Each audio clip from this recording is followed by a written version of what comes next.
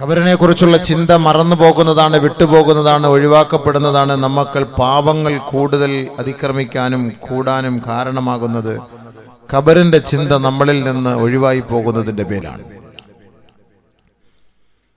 അതുകൊണ്ട് ബഹുമാനപ്പെട്ട സ്വാലിഹീങ്ങൾ, അമ്പിയാക്കൾ, ഔലിയാക്കളെല്ലാം ഖബർ കാണുമ്പോൾ പൊട്ടിക്കരയുമായിരുന്നു.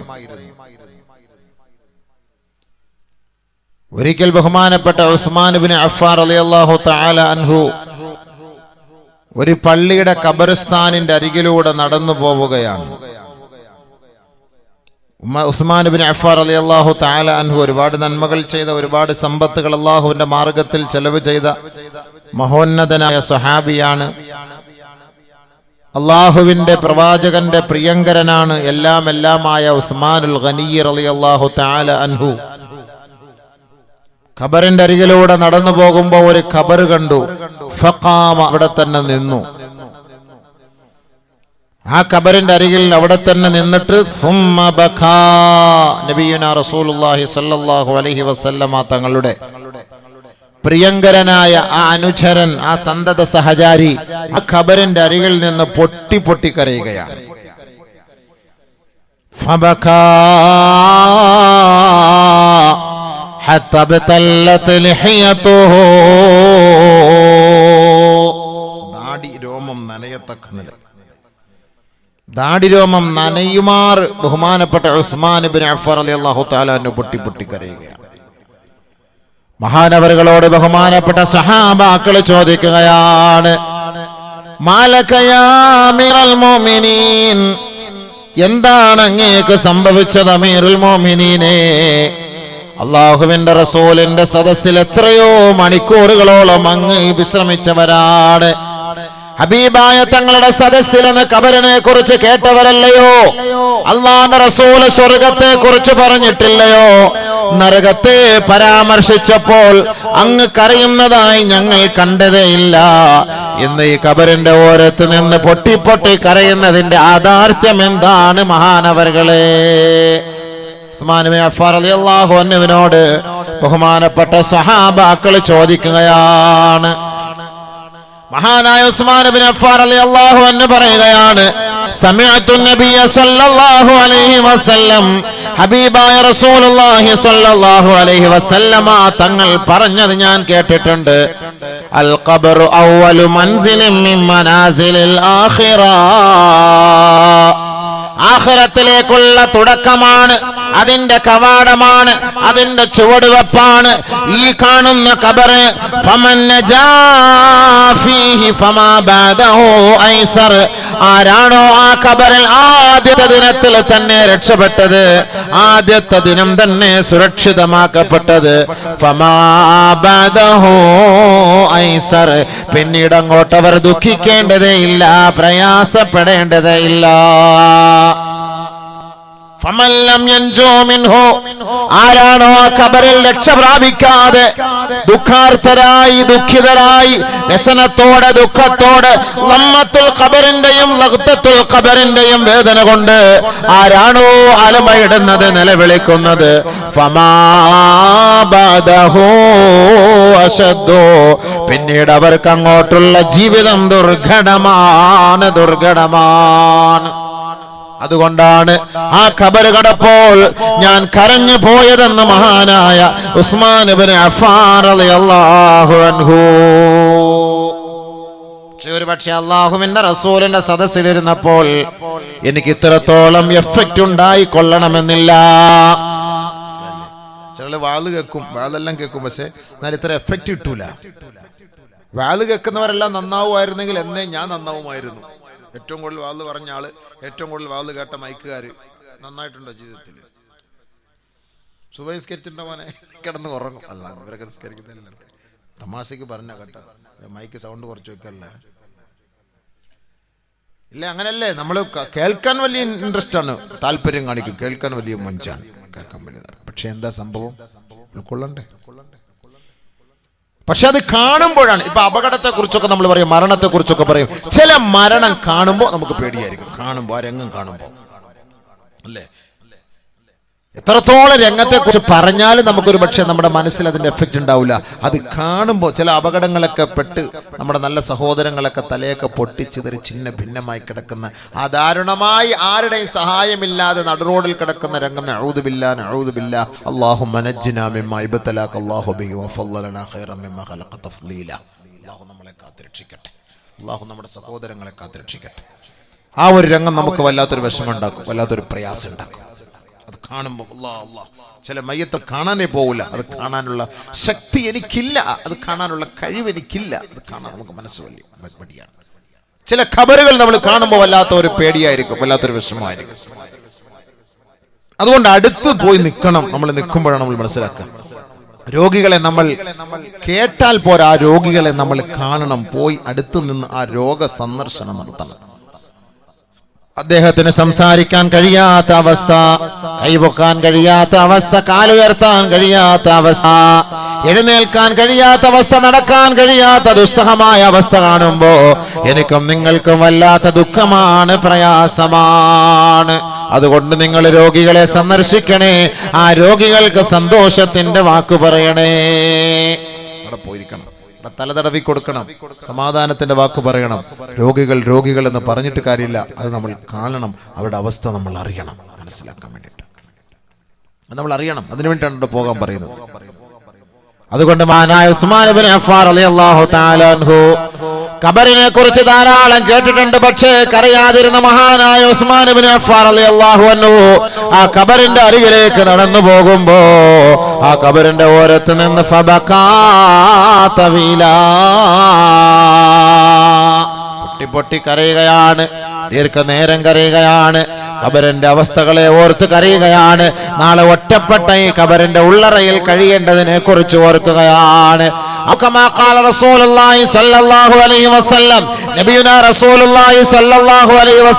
തങ്ങളെ പറഞ്ഞതുപോലെ ഒരു മനുഷ്യന്റെ മയ്യത്ത് ഖബറിലേക്ക് വെക്കപ്പെട്ട് കഴിഞ്ഞാൽ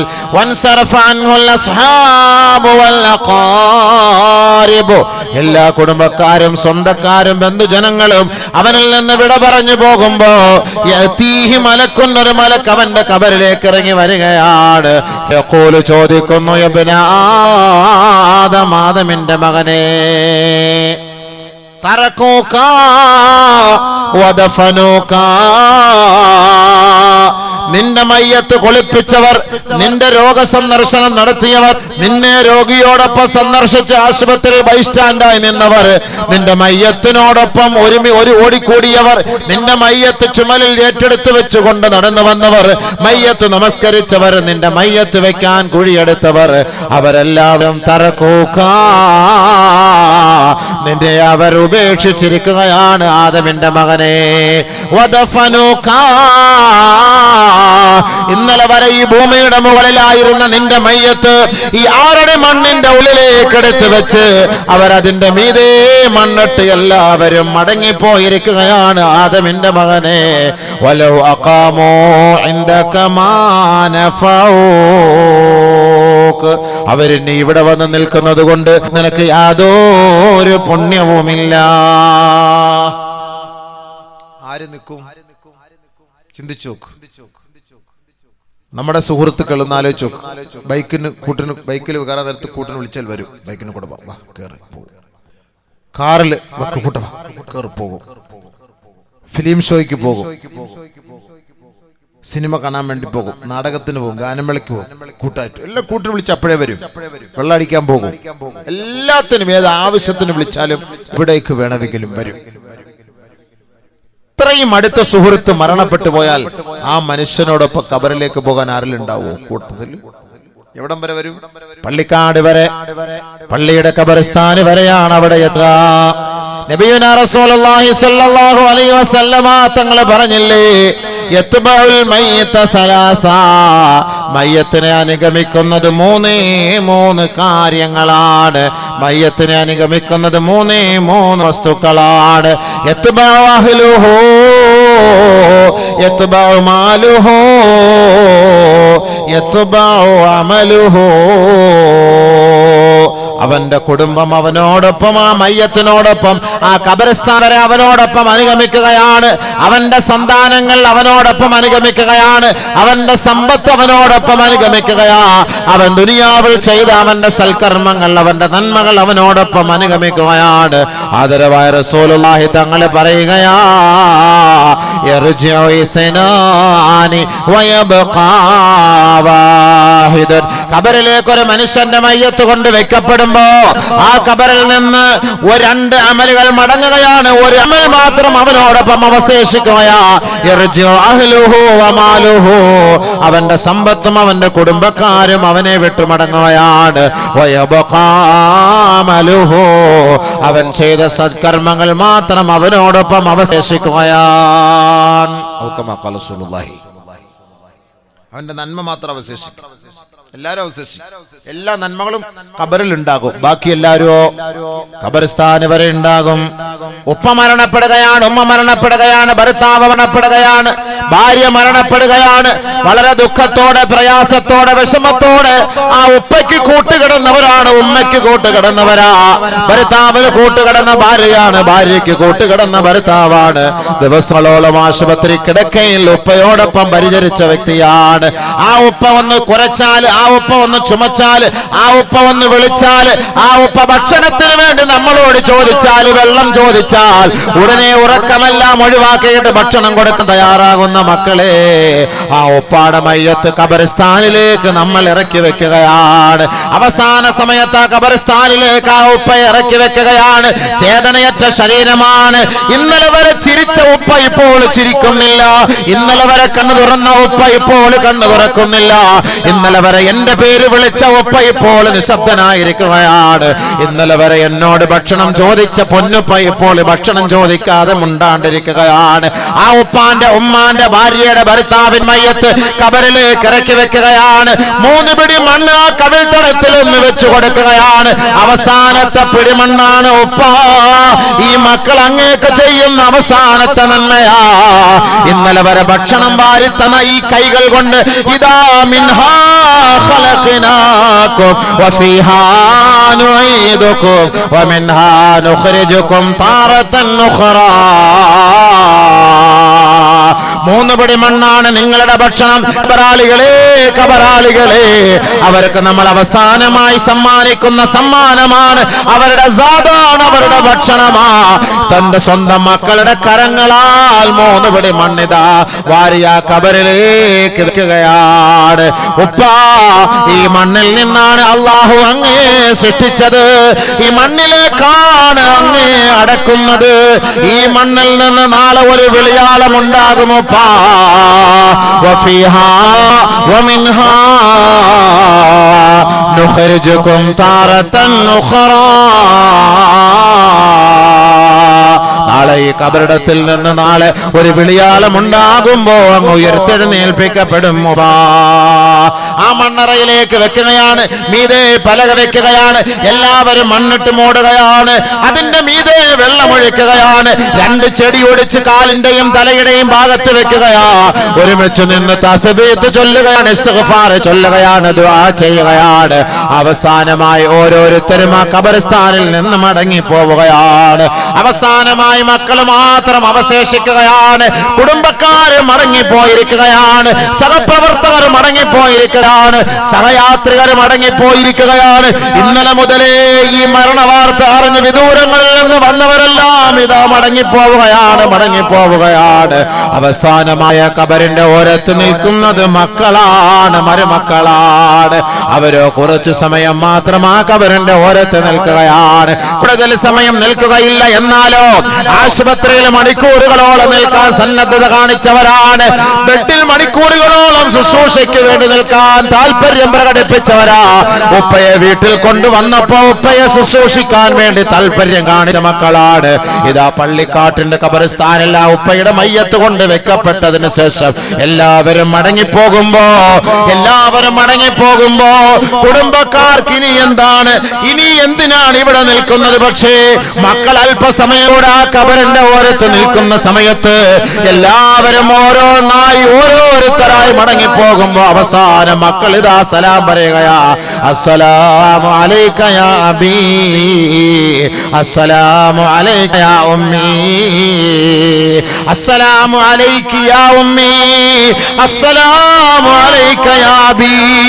എന്റെ ഉപ്പാ ഞാൻ പോകട്ടെയോ പോകട്ടെയോ. അവസാനമായ ഒരു സലാം പറഞ്ഞുകൊണ്ട് ആ ഖബറിന്റെ ഓരത്ത് നിന്ന് മക്കൾ നടന്നു നീങ്ങുമ്പോ ആ ഖബറാളി നിന്നെ കാണുകയാണ്. മക്കളെ, ഇന്നലെ വരെ എന്നോടൊപ്പം സഹകരിച്ച നീ എന്നെ തനിച്ചാക്കിയിട്ട് പോവുകയാണോ? ഇന്നലെ വരെ എനിക്ക് വെള്ളം തന്നവനാണ്, ഇന്നലെ വരെ എന്നെ ശുശ്രൂഷിച്ചവനാണ്, ഇന്നലെ വരെ എന്റെ തലയിണ എടുത്തു വെച്ച് എന്നെ ചാരിയിരുത്തിയവനാണ്, എന്റെ ബെഡിന്റെ തലഭാഗത്തിരുന്ന് ഉപ്പാ ഉമ്മാ എന്ന് വിളിച്ച് എന്റെ തലതലോടിയവനല്ലേ. ഇതാ എന്നെ നിങ്ങൾ ഒറ്റയ്ക്കാക്കിയിട്ട് തനിച്ചാക്കിയിട്ട് നിങ്ങൾ മടങ്ങി പോവുകയാണോ പോവുകയാണോ? ആദരവായ റസൂലുള്ളാഹി തങ്ങൾ പറഞ്ഞില്ലേ, ഇന്നകും തുഫ്തിനൂന ഇന്നി റഅയ്തുകും തുഫ്തിനൂന ഫിൽ ഖുബൂർ കഫിത്നതി ദജ്ജാൽ. ഖബറുകളിൽ നിങ്ങളെ ശിക്ഷിക്കപ്പെടുന്നത് ഞാൻ കാണുകയാണ്, നിങ്ങളുടെ ശിക്ഷ ഞാൻ അറിയുകയാണ്.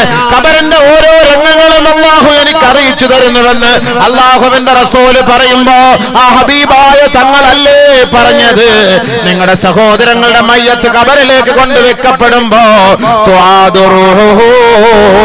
ആ റൂഹ് അവിടെ മടക്കപ്പെടുകയാണ്, ആ റൂഹ് അവിടെ മടക്കപ്പെടുകയാണ്. ഇന്നലെ വരെ കണ്ണു തുറന്നതുപോലെ കണ്ണു തുറക്കുകയാണ്, ഇന്നലെ വരെ ശ്വസിച്ചതുപോലെ ശ്വസിക്കുകയാണ്, ഇന്നലെ വരെ നാവ് ചലിപ്പിച്ചതുപോലെ ചലിപ്പിക്കുകയാണ്. പക്ഷേ ഈ ഭൂമുഖത്ത് കണ്ടതുപോലുള്ള രംഗങ്ങളല്ല. ആ ആരുടെ മണ്ണിന്റെ ഇരുണ്ട തുരുത്തിലെ കാണുന്ന രംഗങ്ങൾ വലുതാണ്, അത് ഭീമകരമാണ്, അത് ഭീമാന്തരീക്ഷമാണ്, അത് വല്ലാത്ത സംഭവമാണ്. നാല് ഭാഗത്തും മണ്ണറകൾ കൊണ്ട് മൂടപ്പെട്ടിരിക്കുകയാണ്. തലയുടെ ഭാഗത്തും കാലിന്റെ ഭാഗത്തും ഏതോ കണ്ടിട്ടില്ലാത്ത ഒരു വല്ലാത്ത സംഭവമാണ്. വല്ലാത്ത സൃഷ്ടികളാണ് തന്റെ തലയ്ക്ക് ഭാഗത്ത് കാലിന്റെ ഭാഗത്ത് നിൽക്കുന്നത്.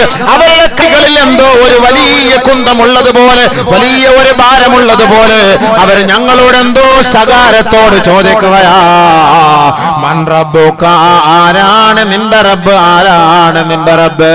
ആദരവായ റസൂലുള്ളാഹി തങ്ങൾ പറഞ്ഞില്ലേ, നിങ്ങളുടെ സഹോദരങ്ങളുടെ മയ്യത്തടക്കം ചെയ്യപ്പെട്ടതിന് ശേഷം അവിടെ നിങ്ങൾ അല്പസമയം നിന്നുകൊണ്ട് ആ സഹോദരന് വേണ്ടി അല്ലാഹുവിനോട് പൊറുക്കൽ തേടണേ. നബിയുനാ ഷഫീഉനാ റസൂലുള്ളാഹി ഇസ്തഗ്ഫിറൂ لأخيكم فإنه الآن يسألو. ആ കബറാളിയുടെ അരികിൽ നിന്ന് നിങ്ങൾ പോകരുതേ, അവിടെ നിങ്ങൾ നിൽക്കണേ. ആ കബറാളി ഇപ്പോൾ ചോദ്യം ചെയ്യപ്പെടുകയാണ്. അതുകൊണ്ട് ആ കബറിലേക്ക് ഒരു സന്തോഷം, ഒരു സാന്ത്വനം, ഒരു സഹാനുഭൂതി, ഒരു സമാധാനത്തിന് വേണ്ടി ആ കബറിന്റെ ഓരത്ത് നിങ്ങൾ നിൽക്കണേ, ധൃതി പിടിച്ചു പോകരുതേ. ആദരവായ ഹബീബായ റസൂലുള്ളാഹി തങ്ങൾ നമ്മളോട് പറയുമ്പോ നമ്മുടെ ഉപ്പാന്റെ ഉമ്മാന്റെ ഭാര്യയുടെ ഭർത്താവിന്റെ മക്കളുടെ കബറുകൾ മയ്യത്തടക്കിയിട്ട് മടങ്ങിപ്പോകുമ്പോ നമ്മുടെ മുഖത്തേക്ക് ആ മയ്യത്ത് നോക്കിയിട്ട് ചോദിക്കുകയാ, നിങ്ങൾ പോവുകയാണോ മക്കളെ? എന്നെ തനിച്ചാക്കിയിട്ട് പോവുകയാണോ? ഒരിക്കൽ നമ്മൾ തനിച്ചാക്കിയിട്ട് പോകേണ്ടവരല്ലേ? എത്രത്തോളം സ്നേഹിച്ചാലും, എത്രത്തോളം ആദരിച്ചാലും, എത്രത്തോളം ബഹുമാനിച്ചാലും ഒരിക്കലും ഞങ്ങൾ തമ്മിൽ വെട്ടിപിരിയുകയില്ല എന്ന് കെട്ടിപ്പിടിച്ച് ജീവിച്ചാലും അവരെന്റെ ഉള്ളറകളിലേക്ക് എടുത്ത് വെക്കപ്പെട്ട് കഴിഞ്ഞാൽ അവരെ തനിച്ചാക്കിയിട്ട് നിങ്ങൾ ഒറ്റയ്ക്ക് പോവുകയല്ലേ? പാതിരായോടടുക്കുന്ന സമയത്ത് ആ കബറാളികളെ കുറിച്ച് നിങ്ങൾ പോലും ചിന്തിക്കാറുണ്ടോ? ആദരവായ റസൂലുള്ളാഹി സ്വല്ലല്ലാഹു അലൈഹി വസല്ലമ തങ്ങൾ പറയുകയാണ്, ഏതാനും നിമിഷങ്ങൾക്കുള്ളിൽ നിന്റെ മയ്യത്ത് ഖബർസ്ഥാനിലേക്ക് കൊണ്ടുപോകുമ്പോ ഒരു ഖബർ ആ മയ്യത്തിനോട് ഒരു മലക്ക് വന്ന് ചോദിക്കുകയാണ്, യബ്ന ആദം, ആദമിന്റെ മോനെ, അൽ യൗമ തസൂറു ഖൗമാ, ഇന്നേ വരെ നീ കണ്ടിട്ടില്ലാത്ത ചില സൃഷ്ടികളെ നീ ഇന്ന് കാണാൻ പോവുകയാണ്. അതാണ് ഖബറ്, അതാണ് ഖബറ്, അതാണ് ഖബറിന്റെ ഭീകരമായ രംഗം. അൽ യൗമ തദ്ഖുലു മദ്ഖലൽ ലയ്ഖാൻ, നീ നിന്റെ പുരയിൽ കിടന്നത് 6000 സ്ക്വയർ ഫീറ്റ് വീട്ടിലാണ്. നിന്റെ ബെഡ്റൂമോ 20-22 വിസ്തീർണമുള്ളതാ. ആദമിന്റെ മോനെ, ആദമിന്റെ മോളെ, എന്ന് നിന്റെ ഖബർ എന്ന് പറയുന്നത് 4ക്ക് 2 ഞെരുക്കമുള്ളതാണ്, 6ക്ക് 2 ഇടുക്കമുള്ളതാണ്. അൽയൗമ തദ്ഖുലു മദ്ഖലൽ ലയ്ഖാ. ആ ഞെരുക്കമുള്ള ഖബറിലേക്കാണ് നിന്നെ ഈ ജനങ്ങൾ കൊണ്ടുപോവുക. ആ മയ്യത്ത് കൊണ്ടുപോകുന്ന സമയത്ത് ഫൈൻ കാനത് മുഅ്മിനാ, ആ മയ്യത്ത് സാലിഹായ മയ്യത്താണോ, സത്യവിശ്വാസിയായ മയ്യത്താണോ, സുഹൃതങ്ങൾ ചെയ്ത മയ്യത്താണോ, ആ മയ്യത്ത് വിളിച്ചു പറയുകയാണ് ഖദ്ദിമൂനി ഖദ്ദിമൂനി ഖദ്ദിമൂനി, എന്നെ താമസിപ്പിക്കരുതേ, എന്നെ വേഗത്തിലൊന്ന് കൊണ്ടുപോകണമേ. ഖബറിന്റെ സന്തോഷം ഞാൻ കാണുകയാണ്, ഖബറിന്റെ ആനന്ദം ഞാൻ കാണുകയാണ്, ഖബറിന്റെ രസം ഞാൻ അനുഭൂതിയെ ഞാൻ അനുഗ്രഹിക്കുകയാണ്, ഞാനത് ആശ്വസിക്കുകയാണ്, ആസ്വദിക്കുകയാണ്. ഖദ്ദിമൂനി, ഒന്ന് വേഗത്തിൽ കൊണ്ടുപോകുമോ? സാലിഹീങ്ങളായ മയ്യത്ത് വിളിച്ചു പറയുമ്പോ ഫൈൻ കാനത് ഗൈറ സാലിഹാ, സാലിഹല്ലാത്ത മയ്യത്താണോ, നമസ്കാരമില്ലാത്ത മയ്യത്താണോ, മദ്യപാനിയുടെ മയ്യത്താണോ, കഞ്ചാവ് കുടിക്കുന്നവന്റെ മയ്യത്താണോ, ലോട്ടറി കച്ചവടക്കാരന്റെ മയ്യത്താണോ?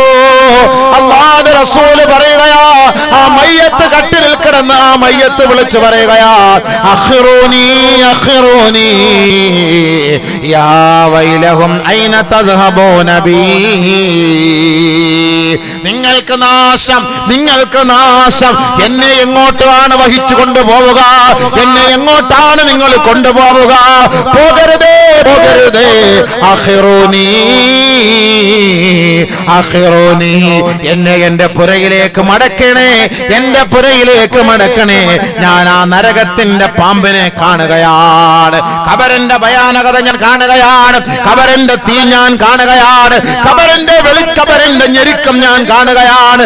ആദരവായ റസൂലുള്ളാഹി സ്വല്ലല്ലാഹു അലൈഹി വസല്ലമ തങ്ങളുടെ പ്രിയതമയായ പ്രിയങ്കരിയായ ആയിഷ സിദ്ദീഖ റളിയല്ലാഹു തആല അൻഹാ ഒരു ഖബറിന്റെ അരികിലൂടെ നടന്നു പോയിട്ട് ഫഖാമത്ത്, ഒരു കൊച്ചു ഖബറാണ്, ഒരു കുഞ്ഞിളം പൈതലിന്റെ ഖബറാണ്, ഒരു പൊന്നുമോന്റെ ഖബറാണ്, ആ ചോരക്കുഞ്ഞിന്റെ ഖബറാണ്.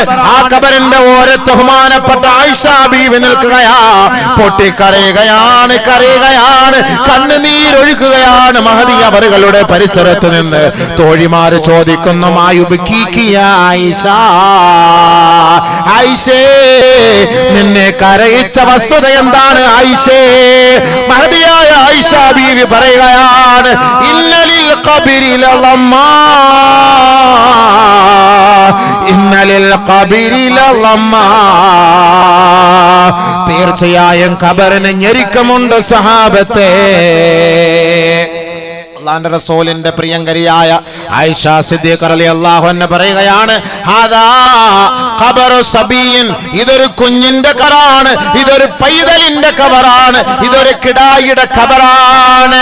ഇന്നലിൽ ഖബരി ലമ്മാ ലൗ കാന അഹദും മിൻഹാ നാജിയാ ലകാന ഹാദാ സബീ ഔ കമാ ഖാല റസൂലുള്ളാഹി. ആരെയെങ്കിലും ഖബർ വെറുതെ വിടുമായിരുന്നുവെങ്കിൽ ഈ കുഞ്ഞു പൈതലിനെ ഖബർ വെറുതെ വിടുമായിരുന്നു. ആ ഖബർ ഞെരുക്കുകയാണ്, ഞെരുക്കുകയാണെന്ന് മഹദിയായ ആയിഷ ബീവി പറഞ്ഞിട്ടാണ് ഫബകത് തവീലാ, വളരെ ദീർഘനേരം മഹദിയായ ആയിഷ സിദ്ദീഖ റളിയല്ലാഹു അൻഹ കരഞ്ഞുപോയത്. എന്തേ കാരണം? കുട്ടികളെ പോലും ഖബർ വെറുതെ വിടുകയില്ല. അല്ലാഹു നമ്മളെ ഖബറിന്റെ അദാബുകളെ തൊട്ട് കാത്തിരക്ഷിക്കട്ടെ. അല്ലാഹു നമ്മുടെ ഖബറുകളിൽ സന്തോഷം നൽകുമാറാകട്ടെ. അല്ലാഹ് പടച്ചവനെ, റബ്ബേ, കരുണയുള്ളവനെ, നമ്മളാരും അറിയുന്നില്ല, എല്ലാവരും പോയിട്ട് ഖബറടക്കിട്ട് അങ്ങോട്ട് പോകും. ഉപ്പായൊക്കെ ഉമ്മായൊക്കെ വിട്ടിട്ട് പോകും, സുഹൃത്തിനെ ഉപേക്ഷിച്ചിട്ട് പോകും. ആ സുഹൃത്തിനോട് എത്ര സ്വകാര്യം പറഞ്ഞവനാണ് നീ, എത്ര സ്വകാര്യ സംഭാഷണം നടത്തിയവനാണ് നീ. ആ സുഹൃത്ത് ഖബറിൽ ഒറ്റയ്ക്ക് കിടക്കുമ്പോൾ നിങ്ങൾ അല്പമെങ്കിലും ആലോചിച്ചിട്ടുണ്ടോ? പോകട്ടെ, ഞാൻ പോട്ടെ, സുഹൃത്ത് ഞാൻ പോകട്ടെ, ഇന്നലെ വരെ നിന്നോടൊപ്പം ഞാൻ ആശുപത്രിയിൽ ഉണ്ടായിരുന്നു, പക്ഷെ എനിക്ക് ഇന്ന് നിന്നോടൊപ്പം സഹകരിക്കാൻ കഴിയുന്നില്ല. ഇന്ന് നിന്നോടൊപ്പം എനിക്ക് നിന്റെ ഒപ്പം നിന്റെ കൂട്ടത്തിൽ എനിക്ക് ഒരുമിച്ച് ഉറങ്ങാൻ എന്നെ കൊണ്ട് കഴിയില്ല. നീ വേറെ ഒരു ലോകത്തേക്ക് യാത്രയായി, ഞാൻ നിന്റെ മുകളിലാണ്. എനിക്ക് നിനക്ക് വേണ്ടി പ്രാർത്ഥിക്കാൻ മാത്രമേ കഴിയുകയുള്ളൂ. അങ്ങനെ നീ പോകുമ്പോൾ ആ ഖബറാളി ദുഃഖത്തോടുകൂടി നിന്നോട് ചോദിക്കും, എന്നെ തനിച്ചാക്കിയിട്ട് നീ പോവുകയാണോ? ഖബറിന്റെ അവസ്ഥ അതാണ്. നബിയുനാ റസൂലുള്ളാഹി സ്വല്ലല്ലാഹു അലൈഹി വസല്ലമ തങ്ങൾ പറയുകയാണ്, ആദ്യമായി അവനോട് സംസാരിക്കുന്നത് മണ്ണറയാണ്, ഖബറാണ്. ഹബീബുനാ റസൂലുള്ളാഹി. നമ്മളൊക്കെ പരസ്പരമൊക്കെ സംസാരിച്ചിട്ടുണ്ട്, പക്ഷെ ആദ്യമായി ഖബറിൽ കൊണ്ടുവച്ചാൽ സംസാരിക്കുന്നത് ഖബർ ഖബർ ഹുഫ്റത്തുഹു അവ്വലു മൻ യുകല്ലിമു ഇബ്ന ആദമ ഹുഫ്റത്തുഹു ഔ കമാ ഖല റസൂലുള്ളാഹി. ആദ്യമായി ആദമിന്റെ മക്കളോട് സംസാരിക്കുന്നത് ഖബറാണ്. ഖബറാണ്. ചിന്തിച്ചു. നബിയുനാ ശഫീഉനാ റസൂലുള്ളാഹി സ്വല്ലല്ലാഹു അലൈഹി വസല്ലമ തങ്ങൾ പറയുകയാണ്, എല്ലാ ദിവസവും 5 പ്രാവശ്യം ഖബർ വിളിച്ചു പറയാതെ ഒരു ദിവസം പോലും ഈ ഭൂമിയിൽ ഉണ്ടാവുകയില്ല എന്ന് ഹബീബായ ശഫീആയ റസൂലുള്ളാഹി സ്വല്ലല്ലാഹു അലൈഹി വസല്ലം. എല്ലാ ദിവസവും 5 പ്രാവശ്യം ഖബർ വിളിച്ചു പറയും, ഇബ്നു ആദം, ആദമിന്റെ മകനേ, തൽഹഖു അലാ ലഹരി,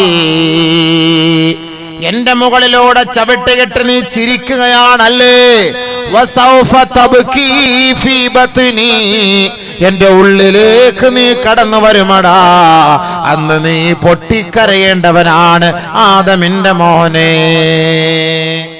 അല്ലാഹു അക്ബർ. ചിരിക്കുന്നവരാരെല്ലാം ചിന്തിച്ചിട്ടുണ്ടോ? ഈ ചിരിക്കുന്ന ജനങ്ങൾ ആരെങ്കിലും ചിന്തിച്ചിട്ടുണ്ടോ? ഞാൻ എന്നും ചിരിക്കാറുണ്ട്, സീരിയലൊക്കെ കാണുമ്പോൾ ഭയങ്കരമായിട്ട് പൊട്ടിച്ചിരിക്കാറുണ്ട്. ഭയങ്കര ചിരിയാണ്, ഓരോ സന്ദർഭത്തിലും ചിരിയാണ്. തമാശകൾ പറഞ്ഞ് പൊട്ടി ചിരിക്കും, ഹാസ്യം കണ്ടിട്ട് ചിരിക്കും, കോമഡി കണ്ടിട്ട് ചിരിക്കും, ആരെങ്കിലും എന്തെങ്കിലുമൊക്കെ കള്ളം പറഞ്ഞാലും പൊട്ടിച്ചിരിക്കും. ഈ ചിരിക്കുന്ന സഹോദരങ്ങൾ ആരെങ്കിലും സഹോദരിമാർ കണ്ടിട്ടുണ്ടോ? നിങ്ങൾ മനസ്സിലാക്കിയിട്ടുണ്ടോ, അറിഞ്ഞിട്ടുണ്ടോ? ഈ ചിരിക്കുമ്പോൾ നാളെ കരയേണ്ടി വരുമെന്ന് നബിയുനാ ശഫീഉനാ റസൂലുള്ളാഹി സ്വല്ലല്ലാഹു അലൈഹി വസല്ലമ തങ്ങൾ മദീന പള്ളിയുടെ ഉമ്മറപ്പടിയിൽ നിന്ന് പുറത്തേക്ക് കടന്നു വരികയാണ്. അല്ലാഹുവിന്റെ റസൂൽ മദീന പള്ളിയിൽ ഇരുന്ന സമയത്താണ് ജിബ്രീൽ അലൈഹിസ്സലാത്തു വസ്സലാം കടന്നു വന്നത്. ആ ജിബ്രീൽ അലൈഹിസ്സലാത്തു വസ്സലാമിന്റെ ഭാവവും മുഖത്തിന്റെ രംഗവും മാറ്റമായിരുന്നു.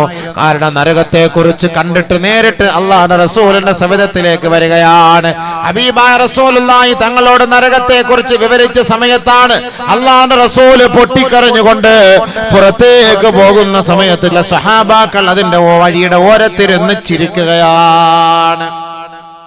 റസൂൽ ഇതെല്ലാം കേട്ട് വിഷമിച്ച് കരഞ്ഞ് കണ്ണുനീരൊലിപ്പിച്ചിട്ട് പുറത്തേക്ക് വരുമ്പോൾ കുറെ ആളുകൾ, കുറെ സ്വഹാബാക്കൾ ഇരുന്ന് ചിരിക്കുന്നു, കാര്യങ്ങൾ പറഞ്ഞിട്ട് ചിരിക്കുന്നു. ഇങ്ങനെ ഇരുന്ന് ചിരിക്കാൻ അല്ലാഹുവിന്റെ റസൂൽ സ്വല്ലല്ലാഹു അലൈഹി വസല്ലമ തങ്ങൾ ആ സ്വഹാബാക്കൾ അരികിലേക്ക് പോയി നിന്നിട്ട് പറയുകയാണ്, ഇന്നക്കും തൽഹഖൂൻ വതൽഅബൂൻ വതതഹദ്ദസൂൻ, നിങ്ങൾ ചിരിക്കുകയാണല്ലേ, നിങ്ങൾ രസിക്കുകയാണല്ലേ, നിങ്ങൾ ദുനിയാവിന്റെ കാര്യം സംസാരിച്ച് ആഘോഷിക്കുകയാണ് അല്ലേ. വറാക്കും ജഹന്നം, ഒന്ന് പുറകോട്ട് തിരിഞ്ഞു നോക്കണേ, ആ കത്തിക്കാളുന്ന നരകം ഇതാ ആക്രോശിക്കുകയാണ്, അട്ടഹസിക്കുകയാണ്, പ്രകമ്പനം കൊള്ളുകയാ. വല്ലാഹി ലൗ തഅലമൂന മാ അലമൂ ലളഹിഖ്തും ഖലീലാ വലബഖൈതും കസീറാ. അല്ലാഹുവാണ് സത്യം, അല്ലാഹുവാണ് സത്യം. അവന്റെ അസ്തിത്വത്തിൽ ആണയിട്ട് ഞാൻ പറയട്ടെ, ഞാൻ അറിഞ്ഞതുപോലെ നിങ്ങളെങ്ങാണ് മറിഞ്ഞിരുന്നുവെങ്കിൽ ലളഹിഖ്തും ഖലീലാ വലബഖൈതും കസീറാ, വളരെ കുറച്ച് മാത്രം ചിരിക്കുകയും കൂടുതൽ കരയുകയും ചെയ്യുമായിരുന്നുവെന്ന് ഔ കമാ ഖാല റസൂലുള്ളാഹി സ്വല്ലല്ലാഹു അലൈഹി വസല്ലം. മനസ്സിലായോ? നബി സല്ലല്ലാഹു അലൈഹി വസല്ലം തങ്ങൾ ഖബറിന്റെ അവസ്ഥയെ നരകത്തിന്റെ അവസ്ഥയൊക്കെ കണ്ടിട്ട് വന്ന രംഗാണ്. അങ്ങനെ കണ്ടിട്ട് വന്നുകൊണ്ടാണ് നബി സല്ലല്ലാഹു അലൈഹി വസല്ലം തങ്ങൾക്ക് അങ്ങനെ അനുഭവിച്ചൊരു ഫീലിംഗ് ഉണ്ടായത്. ഞാൻ അറിഞ്ഞതുപോലെ നിങ്ങൾ അറിഞ്ഞ് നിങ്ങൾ പിന്നെ ചിരിക്കേയില്ല, നിങ്ങൾ ചിരിക്കേയില്ല. ഒരിക്കൽ ആയിഷ സിദ്ദീഖ റളിയല്ലാഹു അൻഹ പറയുകയാണ്, നബി തങ്ങളോട് ചോദിക്കുകയാണ്, ഏതോ ജൂതപ്പെണ്ണ് വന്ന് അല്ലാഹുവിന്റെ റസൂലിന്റെ പ്രിയങ്കരിയായ ആയിഷ ബീവിയോട് ചോദിച്ചു, ഖബറിന്റെ ശിക്ഷയുണ്ട് ആയിഷ. ആയിഷയ്ക്കൊന്നും അറിയില്ലായിരുന്നു ഖബറിൽ ശിക്ഷയുണ്ട്, ഖബറിൽ അങ്ങനെയൊക്കെ ഉണ്ട്, ചോദ്യമുണ്ട്, അങ്ങനെയൊക്കെ ഞങ്ങളുടെ ഗ്രന്ഥത്തിലുണ്ട് എന്നൊക്കെ ഒരു ജൂതപ്പെണ്ണ് വന്നിട്ട് ആയിഷ ബീവിയോട് പറഞ്ഞു. ആയിഷ ബീവിക്ക് അത്ര മനസ്സിലായില്ല, അത്ര കത്തിയില്ല ആയിഷ ബീവി. ആയിഷ ബീവി അങ്ങനെ ചിരിച്ച് അത് തള്ളി നിസ്സാരായിട്ട്. അപ്പോഴാണ് നബിയുന റസൂലുള്ളാഹി സ്വല്ലല്ലാഹു അലൈഹി വസല്ലമ തങ്ങൾ കടന്നു വരുന്നത്. അല്ലാഹുവിന്റെ റസൂലിനോട് ആയിഷ ബീവി ചോദിക്കുകയാണ്, നബിയേ ഖുൽതു യാ റസൂലല്ലാഹ്, അല്ലാഹുവിന്റെ റസൂലിനോട് ഞാൻ ചോദിക്കുകയാണ്, അദാബുൽ ഖബ്രി ഹഖ്ഖുൻ യാ റസൂലല്ലാഹ് സ്വല്ലല്ലാഹു അലൈഹി വസല്ലം, ഖബറിൽ ശിക്ഷയുണ്ടോ, അത് യാഥാർത്ഥ്യമാണോ നബിയെ? ഖബറിൽ ഇങ്ങനെ ശിക്ഷയുണ്ടെന്ന് ഇങ്ങനെ ഈ പെണ്ണുങ്ങൾ പറയുന്നു. ഇങ്ങനെ ഒരു യഹൂദി പെണ്ണ് ജൂതപ്പെണ്ണ് വന്നിട്ട് പറയുന്നു ഖബറിൽ ശിക്ഷയുണ്ട്.